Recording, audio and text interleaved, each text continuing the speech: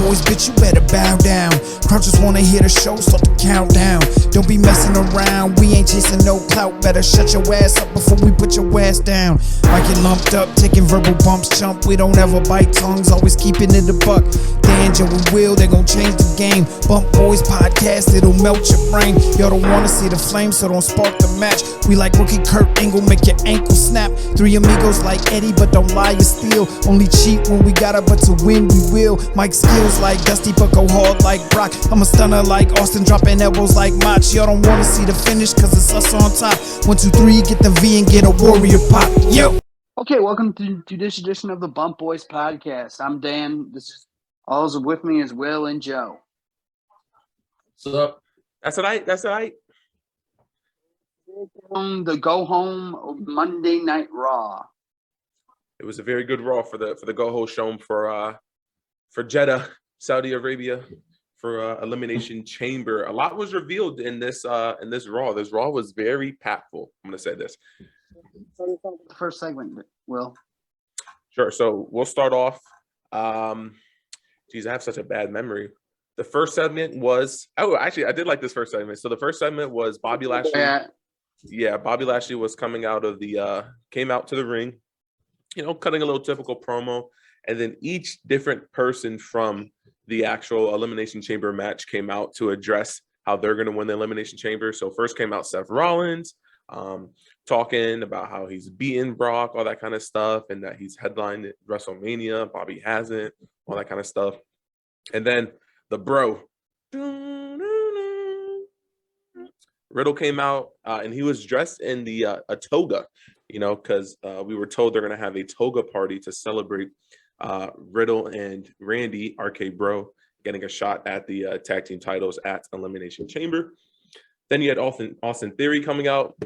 Austin Theory came out, was just saying, I'm the young gun. I need to get this win or else Vince is going to spank that ass, you know what I'm saying?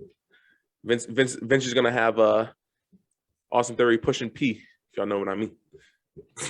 And then yeah.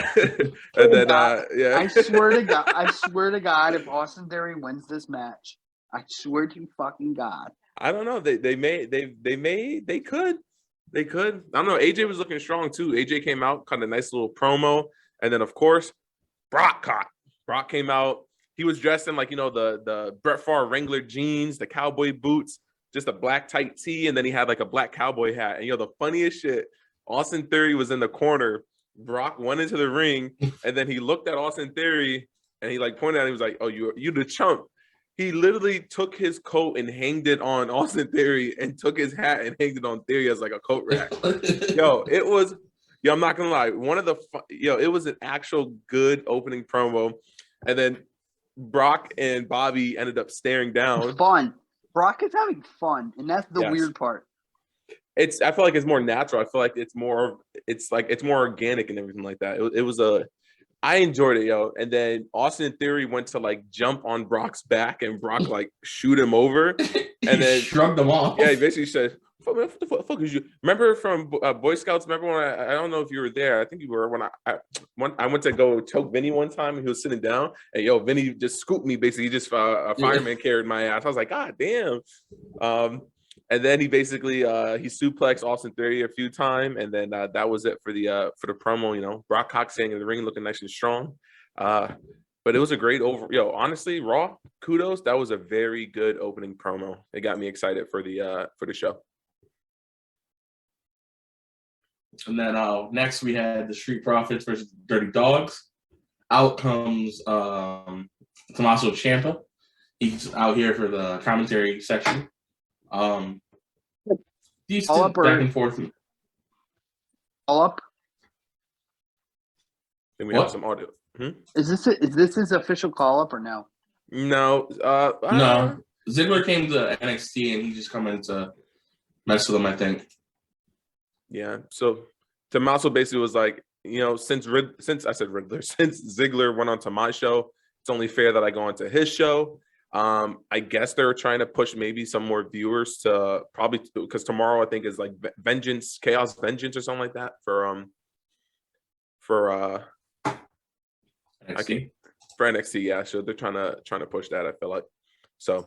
I thought it was going to be a little bit of a call up. I thought I was like, all right, we're going to start seeing Tommaso Ciampa, and then they keep reiterating, like he kept reiterating, like, oh, Ziggler says I'm on the trainee show. This is the minor leagues. But overall, it was an okay match. It was pretty quick once again because remember we have the first hour on Sci-Fi is literally no commercials, so the pacing was pretty decent. Wasn't that Huh? free? It was the Street Profits. The Street Profits ended up getting the win because Ziggler went out to the announcer table. He did like a fake Sweet Chin music, super kick, and Tommaso Ciampa flinched, and then he took a cup of water and he threw it on Ziggler, and then Rude ended up getting hit with the forgot the move that this dude hit, but the frog splash that this man hit, he got so high in the air. Honestly, Montez Ford might have like the top 5 best frog splashes of all time. Like his frog splash it's Eddie worthy, yo. It might be Eddie worthy, yo. How high he gets is crazy, and then the way he lands, like finishing up, yeah, he gets super high. But it was a good overall match. I wasn't disappointed that it didn't end in like some like BS, like obviously some interference, but like no roll up pin or anything like that. So I was happy with it. Was it after that the toga party? They went to the toga party. I'm gonna be honest. Carmella was looking right in that toga outfit. Yo. She was looking bad. But they were like, Randy, why are you not at the toga party? And then they cut to Randy getting interviewed, saying, I have a match with Seth Rollins. I need to focus on that. I'm gonna let Riddle do his thing. That's not really my kind of thing. But overall, the toga party they'll cut through it throughout the show, going back and forth, showing the toga party. And then next we had the United States Championship match. We had Damian Priest defending against AJ Styles. This match was kind of mid for me. It wasn't that great. I don't know. Damian just didn't seem that great in the ring, I felt, with AJ. But it was the same way. I just felt like he was missing a couple things, or he was focusing too much on what he was doing rather than like it being fluid. Yeah. But there was a couple of nice spots and stuff like that towards the end. They do a phenomenal fake out, or AJ goes for the phenomenal forearm. Damian fakes him out. It's a roll up. Yeah, that was a tight roll up too, because by the time I'm thinking of another roll up. Never mind. But yeah, he hits a roll up, and it was a sloppy roll up, and I didn't like to finish the match. This is where I thought, honestly, I wasn't a fan of it. Yeah, I thought like it was somewhat quick. It was almost where like if I could let any match be quick, this would have been the match. But I don't know. It was kind of just like it was mid for me. I felt like this is where you should have had AJ kind of get the W. This is where I think AJ should have got the win. Yeah, they fucked AJ. I don't know why they keep going Damian. Yeah, like I understand like building like building stars and stuff like that, but it's just like I feel like you tried your chance with Damian Priest, and it's just there's no story. It's almost kind of like how what's funny, like Dynamite, there's no story with Sammy Guevara's, but I guess they're starting to build a story with him and Darby. There's no hype to anything that like Damian's in right now. Like there's no storyline, there's no feud, there's nothing. Like I don't have any hype towards it. So I know some people were giving this like a B minus. I was like, I don't know, that match was not it for me. Plus, you also have AJ losing going into Elimination Chamber, so like it also like just kind of questions like we know momentum. Yeah, like there's no momentum to it. Like this would have Brock walk it out. I had Brock walk it out. It's gonna be title for title. I just know it. Yeah, but it's just like you could have drew more people towards it. Like it's give so AJ the belt. Give it's AJ so the belt. It's so stupid that they're using Bobby to like as a placeholder just to get it back to Brock. Like that would have been so stupid. That's how it is. But let's focus on AJ though right now. AJ should have won the title because it just pushes him more as like a contender for the actual like Elimination Chamber. But it also allows you to. I feel like AJ can carry your storyline or do something with it. I don't know. That's just me. Once again, I don't know what WWE is trying to do. Like the win doesn't really do anything for Damian at that point. They shook hands after it, and then we had a squash match between Omos and the Hurt Business. It was a handicap match, just making them look strong. It's one of those plays.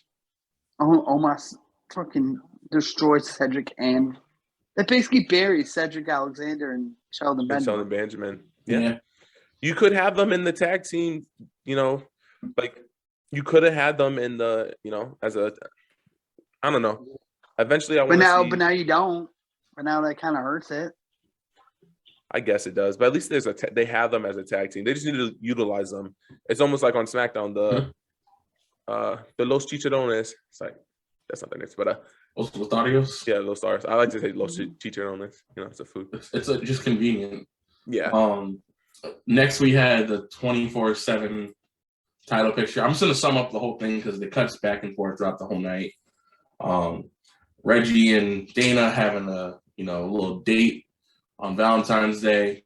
You got Tozawa and Tamina dressing up. Tozawa really playing the comedy role, like, "Ooh, what are you about to order?" And she's like, "We're not here." Pause real second, Joe.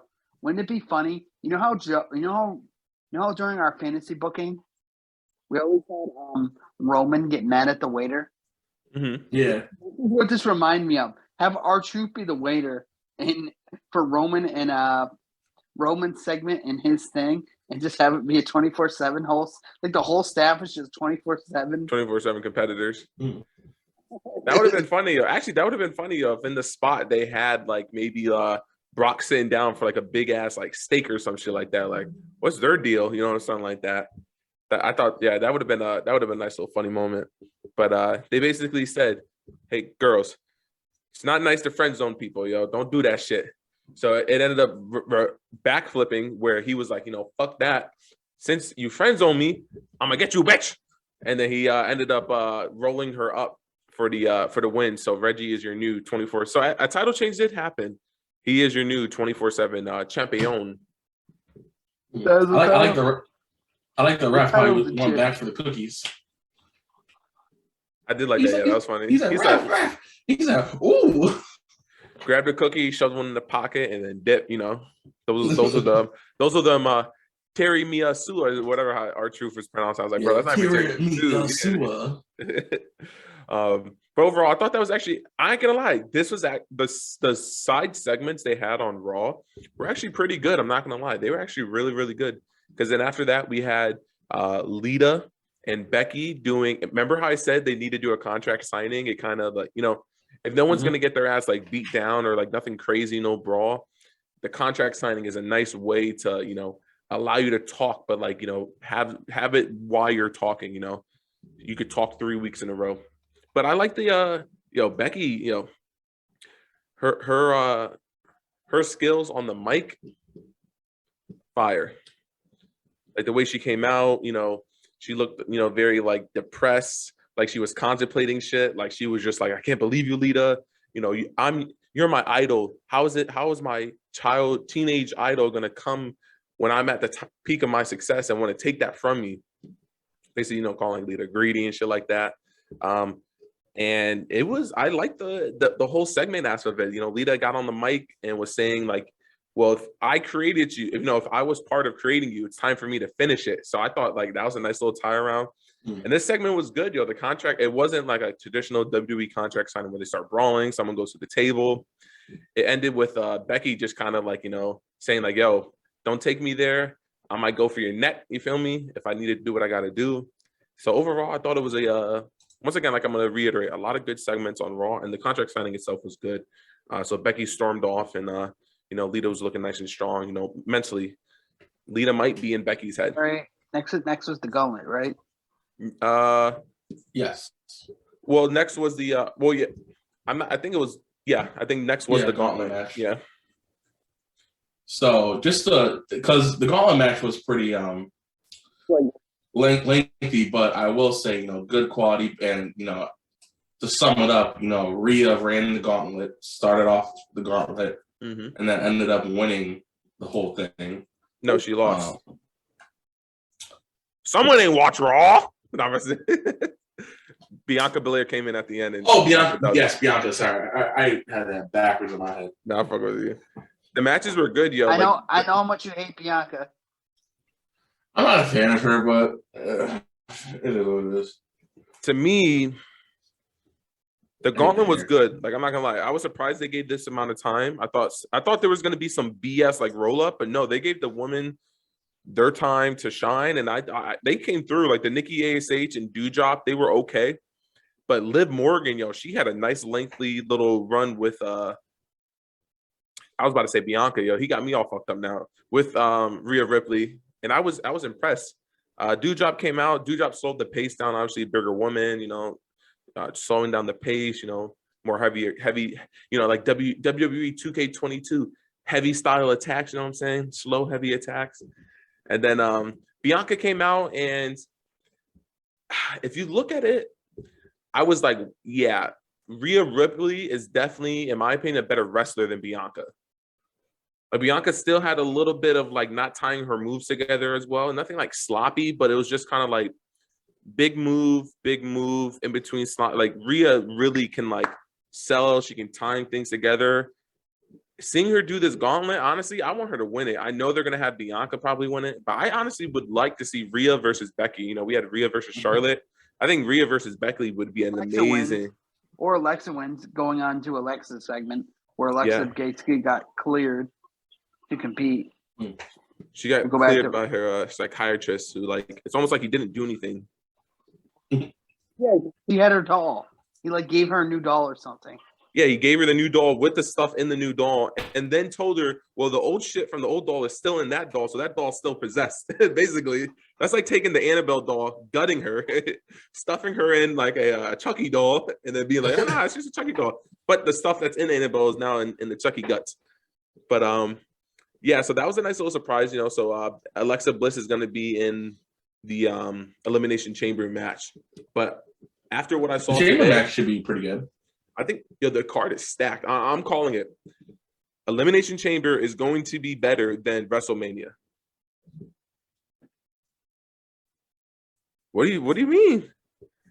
I mark my words. Some of the matches are kind of like the Naomi freaking Sonya versus. Yeah. Okay, that will probably be a little bit of a sloppy match, but like if the Drew McIntyre match can come through, since it's an actual like false count anywhere, and actually, give them the time. I think this Saudi show is going to at least be a 4 to 5 hour show. This is going to be a long show, I feel like.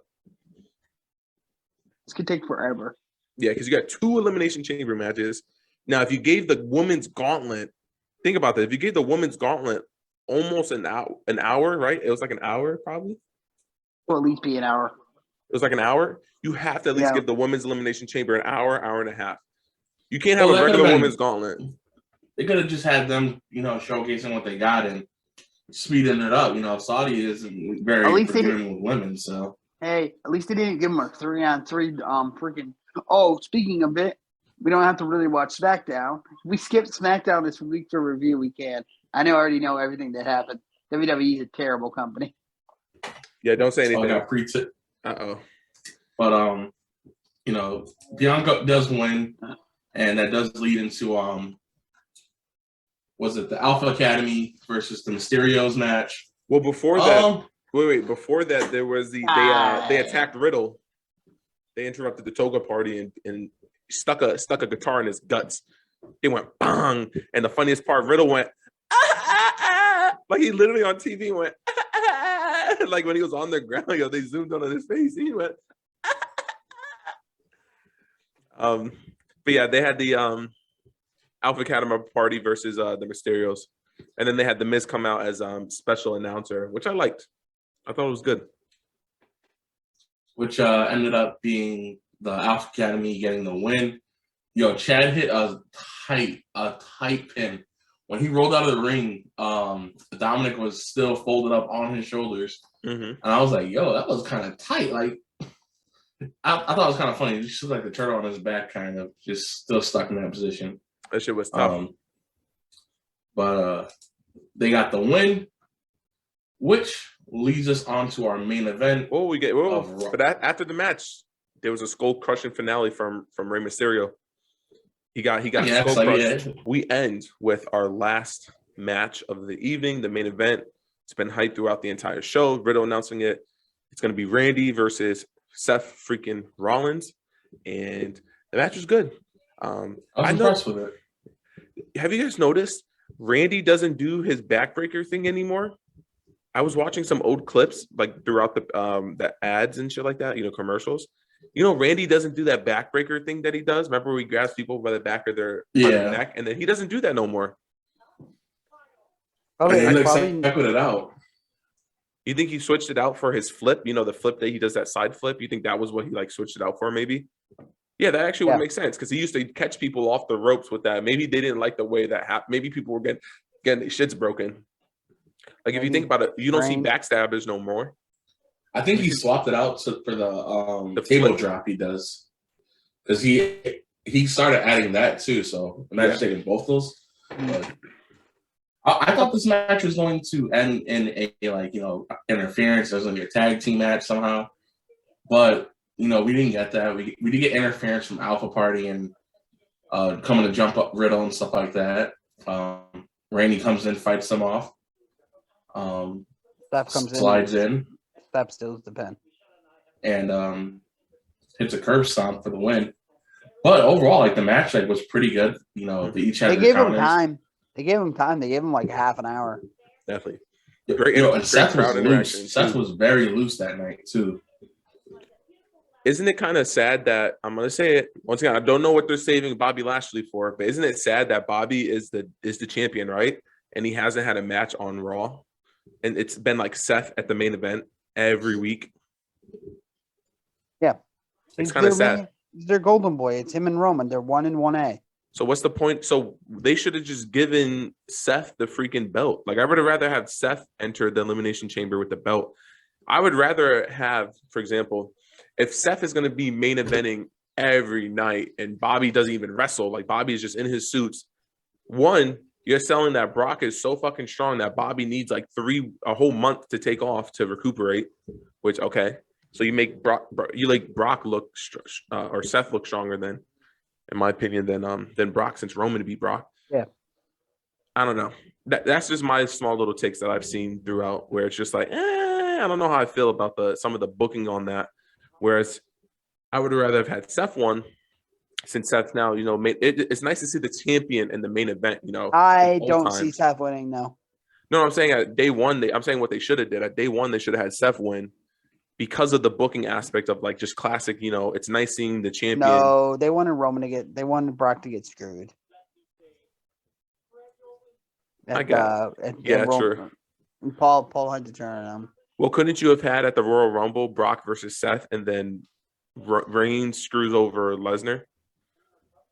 But he also beats the shit out of Seth as kind of hey, I still don't forgive you for your shit. I also still don't fuck with you, Brock. And then at Elimination Chamber, Seth retains, and then you can do title for title, Seth versus Roman, and we can actually get a full-on match, no bullshit. I'd rather see that. Oh yeah, definitely. I'd rather see that. And then maybe you do, Goldberg versus, or you do Lesnar versus Lashley again or something like that. That way you didn't have to do it at the Royal Rumble. I don't know, just some things that I was, just thinking about throwing out that I thought from seeing this match. And yeah, definitely. But overall, the rating on Raw, I give it a B. To be honest, I give it a B. If I was to give it a rate, 8.5. 8.5 is an 8.325. I thought it was way better than a C+. 8.4. If AJ had won the United States Championship, I would say solid 8.6 in my opinion. I thought all the segments were good. I would give a 7.8, which is a pretty strong score. A couple things here and there, not too bad. But overall, it was a good show. If you were watching this show, it was definitely a lot easier to watch than, stuff they've had in the past. Facts. It didn't drag. It felt good pacing, and it felt like I said, all the segments, anything that wasn't a match, even the matches were all good. All the segments, though, were the worst match probably was the Omos match, and then next was the AJ and Damian Priest. But all the segments I thought were really, really top notch. And then I loved the Becky Lynch contract signing. I thought that was really good. I think my favorite part was probably I think it was just Brock coming out having a fun time, and then I want to say the 24/7 title picture was actually kind of funny. I thought that was kind of nice. It was just I don't know. It was just very funny. It was very festive. I liked it. Good plan the Valentine's Day BS, but I think it was a great kickoff show. But guys, it's been the Bump Boys. It's been your boy Wilbur. It's been Joe. Swagger Bomb 92. AKA Danny.